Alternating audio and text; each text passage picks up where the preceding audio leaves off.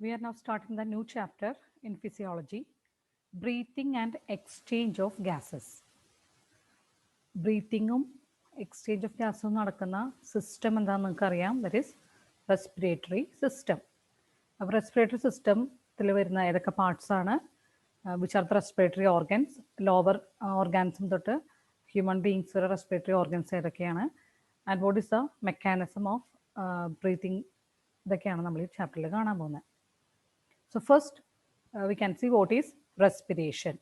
എന്താണ് respiration? It is the oxidation of nutrients in the living cells to release energy for biological work. നമ്മൾ digestion കണ്ടു. ഡൈജഷനിൽ നമ്മൾ ഭക്ഷണം, food കഴിച്ചു. ആ ഫുഡ് ബോഡിയിൽ എത്തിക്കഴിഞ്ഞാൽ എനർജിക്ക് വേണ്ടിയിട്ടാണ് ഫുഡ് കഴിക്കുന്നത് അല്ലേ? ഈ എനർജി കിട്ടണമെങ്കിൽ ഈ ഫുഡിൻ്റെ, ഈ ന്യൂട്രിയൻസിൻ്റെ ഓക്സിഡേഷൻ നടക്കണം. അത് ഈ ഓക്സിഡേഷൻ നടന്ന് നമുക്ക് വേണ്ട എനർജി റിലീസ് ചെയ്യുന്ന പ്രോസസ്സിനെയാണ് റെസ്പിറേഷൻ എന്ന് പറയുക. Then what is breathing? Breathing എന്ന് പറഞ്ഞാൽ അറ്റ്മോസ്ഫിയറിൽ നിന്ന്, അറ്റ്മോസ്ഫിയറും നമ്മുടെ ലങ്സും തമ്മിൽ ഒരു ഗ്യാഷ്യസ് എക്സ്ചേഞ്ച് നടക്കുന്നുണ്ട്. ഓക്സിജൻ ഉള്ളിലേക്ക് എടുക്കുന്നു, കാർബൺ ഡൈ ഓക്സൈഡിനെ പുറത്തേക്ക് കൊടുക്കുന്നു. ആ പ്രോസസ്സിനെയാണ് ബ്രീത്തിങ് എന്ന് പറയുക. ഈ കാർബൺ ഡൈ ഓക്സൈഡ് ഉണ്ടാവുന്നത് നേരത്തെ പറഞ്ഞ റെസ്പിറേഷൻ എന്ന പ്രോസസ്സ് ഓരോ സെൽസിലും നടന്ന് മെറ്റബോളിക് റിയാക്ഷൻസ് കഴിഞ്ഞ് ബൈ പ്രൊഡക്റ്റ് ആയിട്ടാണ് കാർബൺ ഡൈ ഓക്സൈഡ് ഉണ്ടാവുക. It is a waste material. അത് പുറത്തേക്ക് കളയുന്നു, നമുക്ക് വേണ്ട ഓക്സിജൻ അറ്റ്മോസ്ഫിയറിൽ നിന്ന് എടുക്കുന്നു. And that process called as breathing. അപ്പോൾ ബ്രീത്തിങ് ആൻഡ് റെസ്പിറേഷൻ ഇത് രണ്ടും തമ്മിൽ ഡിഫറൻസ് അറിഞ്ഞിരിക്കുക. ഇനി ലോവർ ഓർഗാൻസം, ഓരോ ഓർഗാൻസത്തിൻ്റെ ഓരോ ലെവലിലും റെസ്പിറേറ്ററി ഓർഗൻസ് ഉണ്ട്. അത് അതിൻ്റെ ഓർഗാൻസത്തിൻ്റെ ലെവൽ ഓഫ് ഓർഗനൈസേഷൻ അനുസരിച്ച് ഡിഫറെൻ്റ് ആയിരിക്കും. ജനറൽ ബോഡി സർഫസ്, ലോവർ ഇൻവേർട്ടിബ്രേറ്റ്സിലും സ്പോഞ്ചസ്, സിലിണ്ടറേറ്റ്, ഫ്ലാറ്റേംസ്, ഇതൊക്കെ നമ്മൾ ഫൈലം കണ്ടതാണ്. ഇതിലെല്ലാം ബോഡി സർഫസിൽ കൂടിയാണ് റെസ്പിറേഷൻ നടക്കുന്നത്. ഒരു സ്പെഷ്യലൈസ്ഡ് റെസ്പിറേറ്ററി ഓർഗൻ നമ്മുടെ പോലെ ലങ്സ് ഒന്നും അവർക്കില്ല. Then in the case of earthworms, leech, amphibians, ഇതിലൊക്കെ സ്കിന്നിൽ കൂടെ, സ്കിൻ വഴിയാണ് റെസ്പിറേഷൻ നടക്കുക. അങ്ങനെയുള്ള റെസ്പിറേഷനെയാണ് ക്യൂട്ടേനിയസ് റെസ്പിറേഷൻ എന്ന് പറയുക. Cutaneous respiration. അപ്പോൾ അവരുടെ സ്കിന്ന് മോയിസ്റ്റ് ആയിട്ട് ആയിരിക്കും മിക്കവാറും ഇരിക്കുക. ദെൻ ട്രക്കിയൽ ട്യൂബ്സ് വഴി റെസ്പിറേഷൻ നടക്കുന്നത് ഇൻസെക്ട്സിൽ സെൻറ്റിപീഡ്, മില്ലിപീഡ്, സ്പൈഡർ, ഇതിലൊക്കെ ട്രക്കിയൽ ട്യൂബ്സ് വഴിയാണ് റെസ്പിറേഷൻ നടക്കുക. ട്രക്കിയൽ ട്യൂബ്സ് ആണ് കാണിച്ചിരിക്കുന്നത്. Then in the case of fishes, വാട്ടറിൽ ജീവിക്കുന്ന അല്ലെങ്കിൽ അക്വാട്ടിക് ഓർഗാൻസിൻ്റെ കേസസിൽ ഗിൽസ് ആണ് respiratory organ. Gills, fishes, tadpoles, prawn, ഇതിലൊക്കെ ഗിൽസ് ആണ് respiratory organ. Then in most vertebrates lungs is the respiratory organ. Lungs വഴിയുള്ള റെസ്പിറേഷനെയാണ് പൾമനറി റെസ്പിറേഷൻ എന്ന് പറയുന്നത്. Pulmonary respiration. ഇനി human respiratory system main parts air tract, അത് air pass ചെയ്യുന്ന ആ ഒരു വഴിയും പിന്നെ ലങ്സും, ഇതൊക്കെ കൂടി ചേർന്നതാണ് ഹ്യൂമൻ റെസ്പിറേറ്ററി സിസ്റ്റം. അപ്പോൾ നോസ്ട്രല് തൊട്ട് ഓരോ ഭാഗത്തും വന്ന് ഫൈനലി അത് ട്രക്കിയ, ഫാരിങ്സ്, കോമൺ പാസേജ് നമ്മൾ ഡൈജസ്റ്റീവ് സിസ്റ്റത്തിൽ കണ്ടു. റെസ്പിറേറ്ററി സിസ്റ്റത്തിൻ്റെ ഒരു പാർട്ടാണ് ഫാരിങ്സ്. ദെൻ ട്രക്കിയ എന്നുള്ള ട്യൂബ്, ട്രക്കിയ രണ്ടായിട്ട് ഡിവൈഡ് ചെയ്തു. ബ്രോങ്കൈ എന്ത് ചെയ്യും, വീണ്ടും ഡിവൈഡ് ചെയ്ത് ചെറിയ ചെറിയ ബ്രാഞ്ചസ് ആയിട്ട് ഡിവൈഡ് ചെയ്യും. വിത്ത് ബ്രോങ്കിയോൾസ് ലങ്സിലേക്ക് എൻ്റർ ചെയ്യുന്നു. അവിടെ എൻ്റർ ചെയ്യുന്നത് ആൽവിയോളെ അല്ലെങ്കിൽ എയർ സാക്സിലേക്ക് എൻ്റർ ചെയ്യുന്നു. ഇതാണ് ഒരു റെസ്പിറേറ്ററി സിസ്റ്റത്തിൻ്റെ ഒരു പാത്വേ, റെസ്പിറേഷൻ്റെ pathway. So there is a conducting part in the respiratory system. Conduct ചെയ്യുന്ന ഭാഗം, അതായത് അറ്റ്മോസ്ഫിയറിക് എയറിനെ ആൽവിയോളയിലേക്ക് എത്തിക്കുന്ന ഒരു ഭാഗം, ആ ഒരു part. It transports the atmospheric air into alveoli. It clears, conducting പാർട്ടിൻ്റെ ഫങ്ഷൻസ് അപ്പോൾ ഇതൊക്കെയാണ്. അറ്റ്മോസ്ഫിയറിക് എയറിനെ ആൽവിയോളയിൽ, ലങ്സിലെ എയർ സാക്സ് എന്ന ആൽവിയോളയിലേക്ക് എത്തിക്കുക. It clears air from foreign particles, എയറിലുള്ള എന്തെങ്കിലും ഡസ്റ്റ് പാർട്ടിക്കിൾസ് ഒക്കെ ഉണ്ടെങ്കിൽ റിമൂവ് ചെയ്യാം. അതിനു വേണ്ടിയാണ് നമ്മുടെ നോസ്ട്രിൽസിൻ്റെ ഉള്ളിലെ ഹെയർസ് ഉള്ളത്. Then it humidifies and brings the air to body temperature. ആ അറ്റ്മോസ്ഫിയറിക് എയറിനെ ബോഡി ടെമ്പറേച്ചറിലേക്ക് ആക്കുക. ഇതൊക്കെയാണ് കണ്ടക്ടിങ് പാർട്ടിൻ്റെ ഫങ്ഷൻ. അപ്പം നേസൽ കാവിറ്റി തൊട്ട് നോസ്ട്രലിൻ്റെ ഓപ്പണിംഗ് തൊട്ട് ആൽവിയോളെ എത്തുന്ന വരെയുള്ള ഭാഗം കണ്ടക്ടിങ് പാർട്ടാണ്. This is the respiratory passage, rare passage, external nostrils, nasal passage, then nasal chamber അല്ലെങ്കിൽ നേസൽ കാവിറ്റീസ്, ദെൻ നെയ്സോ ഫാരിങ്സ്. ഈ സെയിം ഫാരിങ്സിനാണ്, പക്ഷേ ഈ പാർട്ടിലായതുകൊണ്ട് നമ്മൾ നെയ്സോ ഫാരിങ്സ് എന്ന് പറയുന്നു. ദെൻ ഗ്ലോട്ടിസ്, larynx ആണ് sound box, then trachea, then primary bronchi, secondary bronchi, tertiary bronchi. അത് ഈ ബ്രോങ്കൈ ഡിവൈഡ് ചെയ്ത് ചെറിയ ചെറിയ ബ്രാഞ്ചസ് ആവുന്നു. ഫൈനലി അത് എൻഡ് ചെയ്യുന്നത് ടെർമിനൽ, വളരെ തിന്നായിട്ടുള്ള ബ്രോങ്കിയോൾസ് ആയിട്ട് എൻഡ് ചെയ്യുന്നു. And bronchioles open into alveolus. Each terminal bronchioles give rise to many thin and vascularized alveoli. ആ ചെറിയ ചെറിയ എയർ സാക്സിനെയാണ് ആൽവിയോളൈ എന്ന് പറയുന്നത്. So this is the air passage. Here the larynx. Larynx ആണ് sound box അല്ലെങ്കിൽ voice box. It is a cartilaginous box that is made of cartilage which helps in sound protection. During swallowing, നമ്മൾ digestive സിസ്റ്റത്തിൽ ഭക്ഷണം കഴിക്കുമ്പോൾ glottis is closed by epiglottis. നമ്മൾ കണ്ടിരുന്നു, ആ system പഠിച്ചപ്പോൾ കണ്ടു, ഗ്ലോട്ടിസ് എന്ന് പറഞ്ഞ ഓപ്പണിംഗ് ഉണ്ട്. It is covered by a cartilaginous flap, ഒരു കാർട്ടിലേജ് കൊണ്ട് ഉണ്ടാക്കിയ ഒരു അടപ്പുണ്ട്. It is called epiglottis. അതെന്തിനാണ് അത് അടയ്ക്കുന്നത്? റെസ്പിറേഷൻ നടക്കുന്ന സമയത്ത് ഡൈജഷൻ നടക്കും അല്ലേ? റെസ്പിറേഷനൊക്കെ എപ്പോഴും നടക്കുന്ന പ്രോസസ്സാണ്. ഡൈജഷൻ നടക്കുന്ന സമയത്തും ഭക്ഷണം കഴിക്കുന്ന സമയത്ത് ഈ ഗ്ലോട്ടിസ് അടച്ചിട്ടില്ലെങ്കിൽ എന്ത് പറ്റും? ഭക്ഷണം ഉള്ളിൽ കയറും, നമ്മുടെ സൗണ്ട് റെസ്പിറേറ്ററി സിസ്റ്റത്തിൽ കയറും. അതുകൊണ്ട് ഭക്ഷണം വിഴുങ്ങുന്ന സമയങ്ങളിൽ ഗ്ലോട്ടിസ് എപ്പോഴും ക്ലോസ് ചെയ്തിരിക്കും. അതിനെ ക്ലോസ് ചെയ്യുന്ന ആ കവറിനെയാണ് എപ്പിഗ്ലോട്ടിസ് എന്ന് പറയുന്നത്. Then trachea all bronchi and initial bronchioles are supported by incomplete cartilaginous half rings. അപ്പോൾ ഓരോ പാർട്ടും ട്രക്കിയ, ബ്രോങ്കൈ, ബ്രോങ്കിയോൾസ് ഇതെല്ലാം കാർട്ടിലേജിനസ് റിങ്സ് കൊണ്ട് സപ്പോർട്ട് ചെയ്തിട്ടുണ്ട്. Vocal cords in Then lungs are situated in thoracic chamber. Lungs കാണുന്ന പാർട്ടിനെ, ബോഡിയുടെ പാർട്ടിനെ thoracic chamber എന്ന് പറയുക. And rest on diaphragm. Rest ചെയ്യുന്ന റെഡ് കളറിൽ പോർഷനാണ് diaphragm. Right lung has 3 lobes and left lung has 2 lobes. Right ലങ്ങിന് 3 lobesഉം ലെഫ്റ്റ് ലങ്സിന് 2 lobes ആണ് ഉള്ളത്. Lung is covered by a double layered membrane. ലങ്സിന്റെ പുറത്തൊരു double layered membrane, it is called pleura. പ്ലൂറയുടെ ഇടയിൽ, പ്ലൂറ കഴിഞ്ഞ് ലങ്സിന്റെ ഇടയിൽ ഒരു ഗ്യാപ്പ് ഉണ്ട്, അവിടെ ഫ്ലൂയിഡ് ഉണ്ട്. It is called pleural fluid. എന്തിനാ അതിന്റെ function? It lubricates the surface of the lungs and prevents the friction between the membranes. അപ്പോൾ രണ്ട് മെംബ്രെയിൻസിന്റെ ഇടയിലും ഒരു ഉരസൽ ഉണ്ടാവാതിരിക്കാൻ വേണ്ടിയിട്ടാണ്, ഒരു ലൂബ്രിക്കേറ്റിംഗ് ഫംഗ്ഷനും കൂടിയാണ് ഈ പ്ലൂറൽ ഫ്ലൂയിഡ് ചെയ്യുന്നത്. സോ ലങ്സിനെ കവർ ചെയ്യുന്ന ഡബിൾ ലെയേർഡ് മെംബ്രെയിൻ ആണ് പ്ലൂറ. ലങ്സ് എന്ന് പറയുന്ന ഭാഗത്തിൽ എന്തൊക്കെയുണ്ട്? ബ്രോങ്കൈ, ബ്രോങ്കിയോൾസ്, ആൽവിയോളൈ, ഇത്രയും ചേർന്നാൽ ലങ്സ് ആയി. Alveoli and their ducts form the respiratory or exchange part. നേരത്തെ കണ്ടക്ടിങ് പാർട്ട് നമ്മൾ കണ്ടു, അതെ, എയർ പാസ് ചെയ്ത് വരുന്ന വഴിയാണ് കണ്ടക്ടിങ് പാർട്ട്. അതുപോലെ തന്നെ റെസ്പിറേറ്ററി സിസ്റ്റത്തിലെ ഒരു നെക്സ്റ്റ് പാർട്ടിനെ നമ്മൾ എക്സ്ചേഞ്ച് പാർട്ട് അല്ലെങ്കിൽ റെസ്പിറേറ്ററി പാർട്ട് എന്നാ പറയാ. അത് ആ ഭാഗങ്ങൾ ആൽവിയോളയും അതിൻ്റെ ഡക്ട്സും കൂടി ഉൾപ്പെടുന്ന ഭാഗമാണ് റെസ്പിറേറ്ററി പാർട്ട് അല്ലെങ്കിൽ എക്സ്ചേഞ്ച് പാർട്ട്. അവിടെയാണ് ഗ്യാസസിന്റെ എക്സ്ചേഞ്ച് നടക്കുക. എന്ന് വെച്ചാൽ ബ്ലഡ് മെറ്റബോളിക് റിയാക്ഷൻസ് കഴിഞ്ഞ് വരുന്ന കാർബൺ ഡൈ ഓക്സൈഡിനെ ആൽവിയോളൈ വരെ എത്തിക്കുന്നു. നമ്മൾ ബ്രീത്ത് ചെയ്ത് നമ്മുടെ പ്യുവർ ആയിട്ടുള്ള ഓക്സിജനെ നമ്മൾ വീണ്ടും ആൽവിയോളൈ എത്തിക്കുന്നു. ആ ആൽവിയോളയിൽ ഈ രണ്ട് ഗ്യാസസും തമ്മിൽ എക്സ്ചേഞ്ച് നടക്കുന്നു. അതുകൊണ്ടാണ് അതിനെ എക്സ്ചേഞ്ച് പാർട്ട് എന്ന് പറയുന്നത്. കാർബൺ ഡൈ ഓക്സൈഡിനെ പുറത്തേക്ക് കളഞ്ഞ് ഓക്സിജനെ ബ്ലഡിലേക്ക് എടുക്കുന്ന ആ ഒരു എക്സ്ചേഞ്ച് അവിടെ നടക്കുന്നു. Alveoli are the structural and functional unit of lungs. ലങ്സിന്റെ ഫങ്ഷണൽ സ്ട്രക്ചറൽ ആയിട്ട് യൂണിറ്റ് എന്ന് പറയുന്നത് ആൽവിയോളൈ ആണ്, എയർ സാക്സ് ആണ്. Then breathing. പൾമിനറി പല സ്റ്റെപ്സിലാണ് നടക്കുക. പൾമിനറി വെന്റിലേഷൻ, അതായത് ലങ്സിലേക്ക് എയർ എത്തിക്കഴിഞ്ഞാൽ gas exchange between lung alveoli and blood.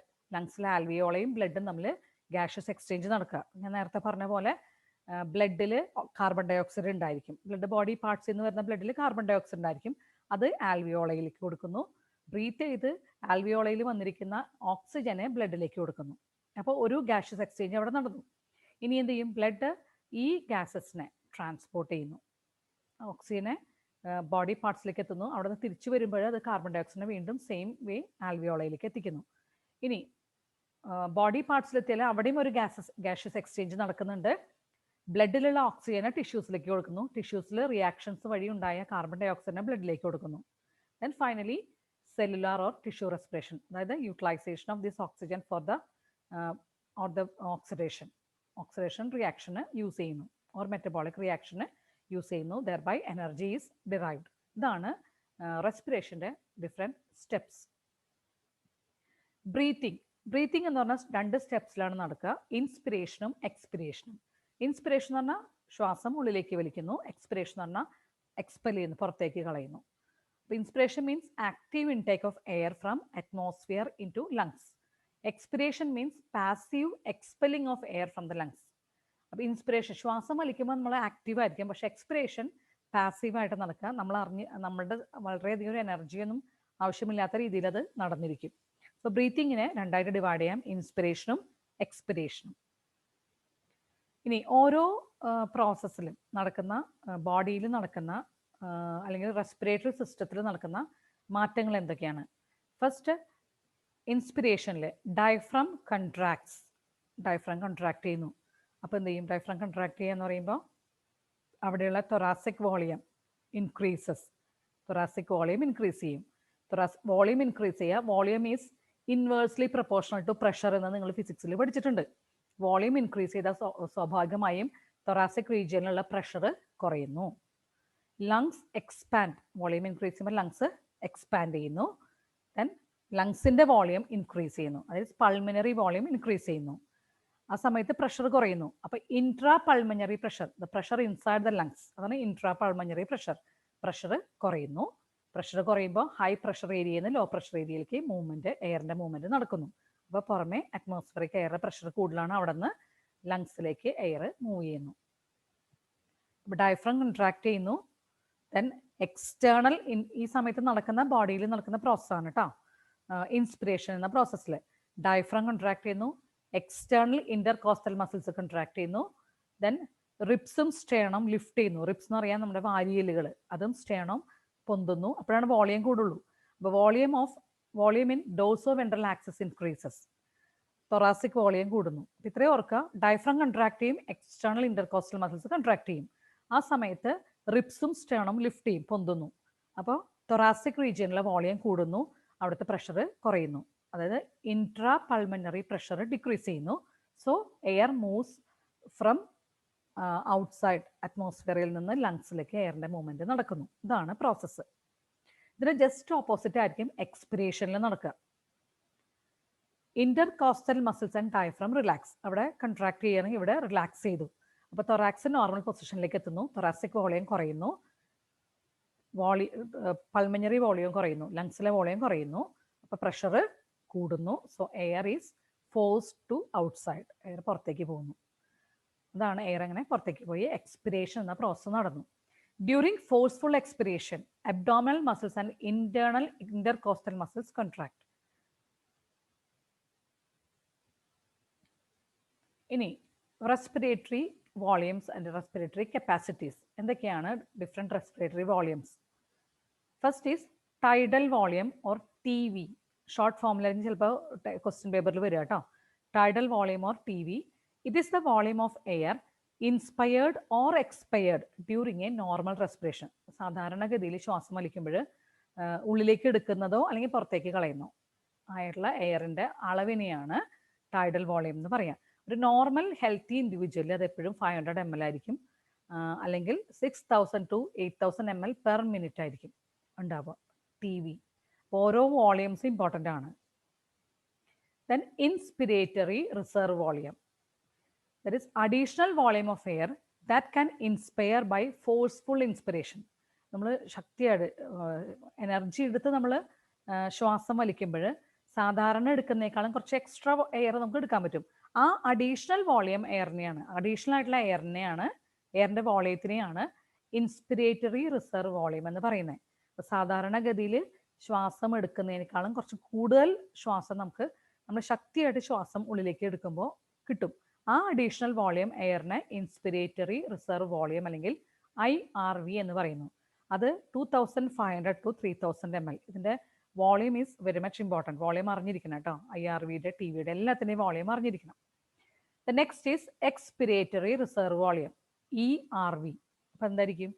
Forceful expiration സമയത്ത് അഡീഷണൽ ആയിട്ട് എത്ര എയർ പുറത്തേക്ക് കളയാൻ പറ്റും? നോർമൽ എക്സ്പിറേഷൻ സമയത്തല്ല, ഫോഴ്സ്ഫുള്ളി നമ്മൾ എക്സ്പയർ ചെയ്യുമ്പോൾ അഡീഷണൽ ആയിട്ട് എത്ര വോളിയം ഓഫ് എയർ പുറത്തേക്ക് കളയാൻ പറ്റുമോ അതിനെയാണ് എക്സ്പിരേറ്ററി റിസർവ് വോളിയം എന്ന് പറയുന്നത്. അതിൻ്റെ വോളിയം 1000 to 1100 ml ആണ്.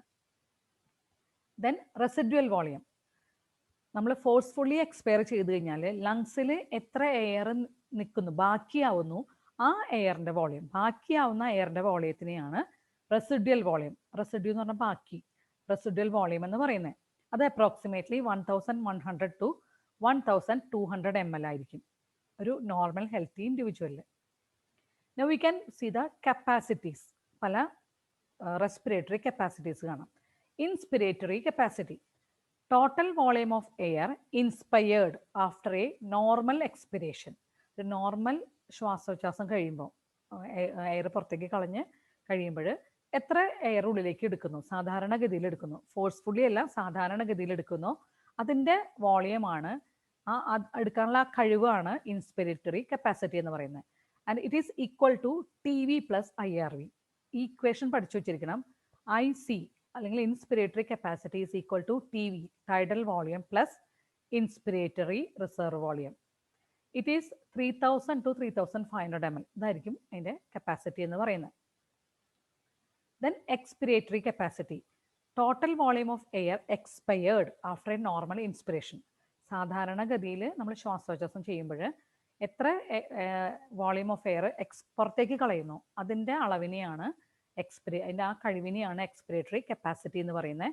That is equal to TV plus ERV, that is tidal volume plus expiratory reserve volume. അത് അപ്രോക്സിമേറ്റ്ലി 1500 to 1600 ml ആയിരിക്കും.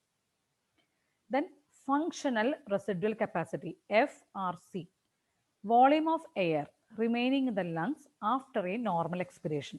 ഇപ്പം നോർമലായിട്ട് എക്സ്പയർ ചെയ്ത് കഴിഞ്ഞാൽ ലങ്സിൽ ബാക്കിയാവുന്ന ആ എയർ, അതിൻ്റെ ആ അളവിനെയാണ്, ആ കപ്പാസിറ്റിനെയാണ് ഫങ്ഷണൽ റെസിഡ്യുവൽ കപ്പാസിറ്റി അല്ലെങ്കിൽ FRC എന്ന് പറയുന്നത്.